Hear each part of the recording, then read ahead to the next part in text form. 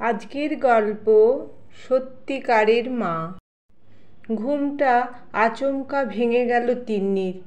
কি একটা স্বপ্ন দেখছিল, খুব ভয় করছিল স্বপ্নের ভেতর।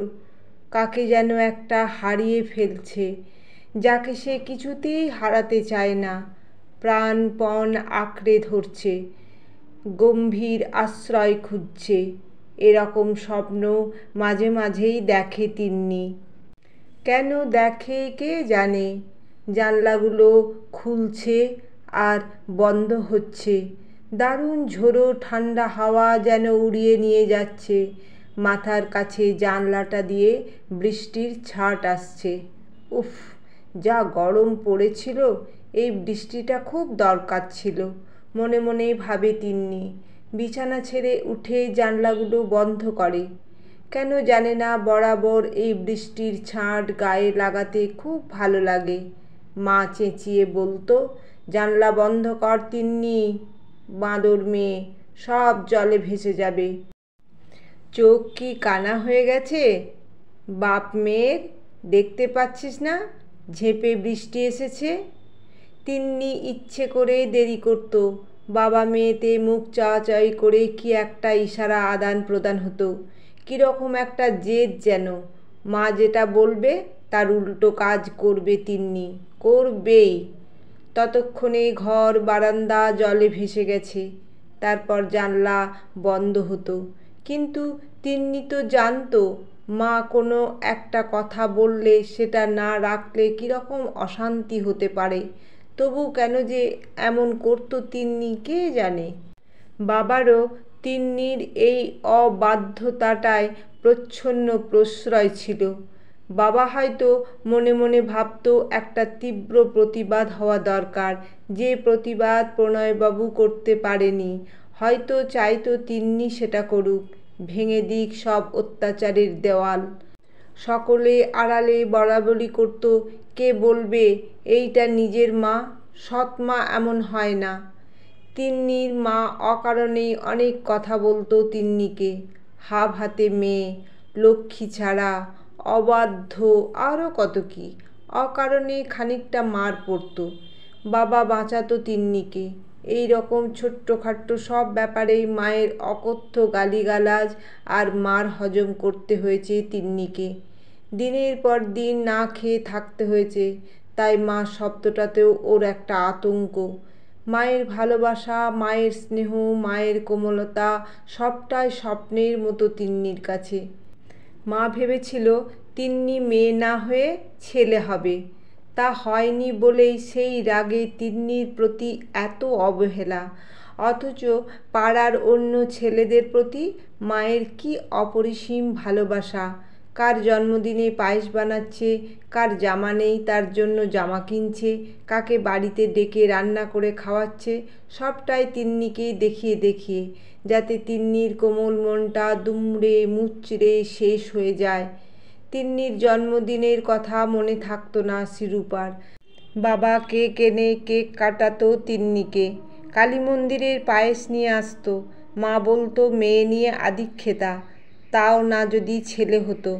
বাবা বলেছিল মানসিক অসুখ, ডাক্তার কিছু করতে পারবে না, এই ভায়োলেন্স ক্রমে বাড়বে, মাকে হয়তো পরে অ্যাসাইলামে দিতে হতে পারে, এমনটাও শুনেছিল তিন্নি। কিন্তু গল্প অন্য রকম হলো। সেসব কথা ভাবলে আজও তিন্নির মনের ভেতরটা মুচড়ে ওঠে। এই অকারণ অবহেলা আর অত্যাচার সইতে সইতে তিন্নিও একদিন বড় হয়ে গেল। দুরারোগ্য রোগে ভুগে মা চলে গেল না ফেরার দেশে। অনেক কষ্ট সহ্য করে মা মরল তিন্নির। সব কিছুর হিসেব নিকেশ এখানেই সেরে যেতে হয় যে। মারা যাওয়ার পর তিন্নির চোখে জল পড়েনি। একবারও মনে হয়নি মা আর নেই। বুকটা কেমন পাথর হয়ে গেছিল। শেষকালে তবু তিন্নির হাতের জলটুকু পেয়েই প্রাণটা বেরিয়েছিল শিরূপার। তারপর লেখাপড়া শেষ করে তিন্নি এখন প্রতিষ্ঠিত। বাবা পেনশন পায়, নিজের মতো থাকে, বই পড়ে। কেমন আনমনা। আগের মতো বাবা আর গল্প করে না তিন্নির সাথে, খুব চুপচাপ হয়ে গেছে। আপন মনে কী সব গভীর ভাবনা ভাবে। তিন্নি বুঝতে পারে বাবার কোথাও একটা ভীষণ কষ্ট হয়। ওই ঘটনার পর বাবা বড্ড আঘাত পেয়েছে, কিন্তু বাবা তো সাবধান করেছিল তিন্নিকে। তিন্নি তখন শোনেনি। তিন্নি ভেবেছিল ও ভুল করছে না। জানিস তিন্নি, তোর একটা বিয়ে দিতে পারলে আমার কাজ শেষ। কেন বাবা, বিয়ে না করলে কি একটা মানুষ একা একা বাঁচতে পারে না? আমি তো স্বনির্ভর, কেন অন্যের ওপর ভরসা করে বাঁচব? আমি কি সারা জীবন বাঁচব? পাশাপাশি থাকার জন্য তো একটা বন্ধুর দরকার, যে তোকে ভালোবাসবে, দেখবে শেষ দিন পর্যন্ত। তোমাকে মা দেখেছিল বাবা?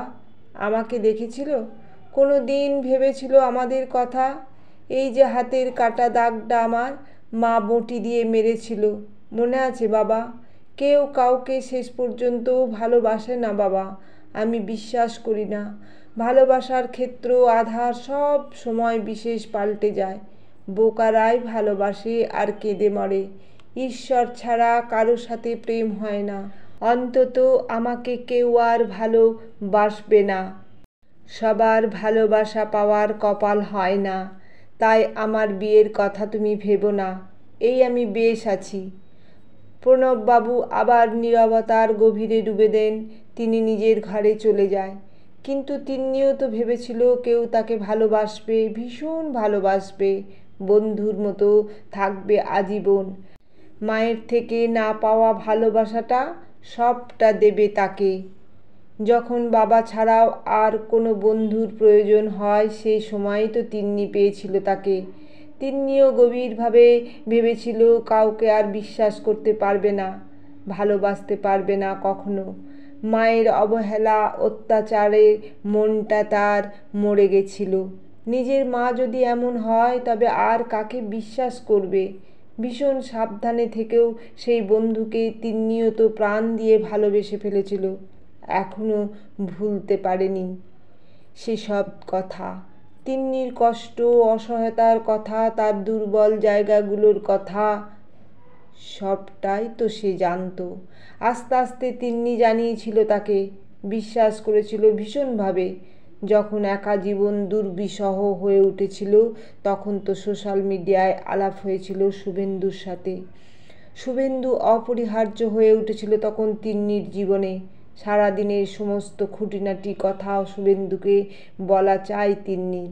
প্রথম দেখা হওয়া শুভেন্দুর হাতটা জড়িয়ে ধরে হাঁটা, পাশাপাশি গা ঘেঁষে বসে গল্প করা, প্রথম ঠোঁট ছোঁয়ার ভেতর কি এক অপার্থিব আনন্দ খুঁজে পেয়েছিল যেন তিন্নি। না পাওয়ার বেদনাগুলো শুভেন্দুর কাছে মোমের মতো গলে পড়েছিল। দীর্ঘ 6 বছর সম্পর্ক। বাবাকেও বলেছিল তিন্নি শুভেন্দুর কথা। শুভেন্দু বড় ভালো ছেলে বাবা। ভালো ছেলের সংজ্ঞা কী তিন্নি? বাবা সেদিন প্রশ্ন করেছিল তিন্নিকে। লেখাপড়ায় ভালো, ভালো কথা বলে, আমাকে বোঝে, সুস্থ রুচি, গভীর জ্ঞান, বুদ্ধিদীপ্ত আর সুচাকুরে। সরকারি চাকরি বলে কথা। পাশাপাশি না থাকলে কেউ কাউকে পুরো বোঝা যায় না। লেখাপড়ায় ভালো হলেই কেউ কি ভালো হয়? লেখাপড়ায় ভালো হওয়া আর ভালো মানুষ হওয়া দুটোর ভেতর অনেক তফাৎ। তোর সঙ্গে যেটুকু সময় সে থাকে তার ভালোটাই তুই দেখিস, আর খারাপটা তুই দেখতে পাস না। তাই আরও সময় নিয়ে ভাব। তিন্নি চুপ করে শুনেছিল। বাবা কি এ সম্পর্ক মেনে নিতে চাইছে না? সেদিন রাতে খুব কেঁদেছিল তিন্নি। শুভেন্দুকে সব বলেছিল। শুভেন্দু বলেছিল তিন্নির বাবা নাকি অকারণ ভয় পাচ্ছে। তিন্নি বিশ্বাস করেছিল।